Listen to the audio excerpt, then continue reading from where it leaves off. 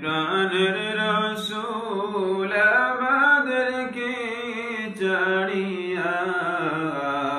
আপনি ছাড়া কি লাভ হবে মাহফিলে বসিয়া আল্লাহুম্মা সাল্লি আলা সাইয়্যিদিনা মুহাম্মদ ওয়া আলা আলি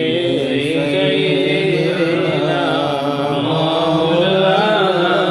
মুহাম্মদ নবী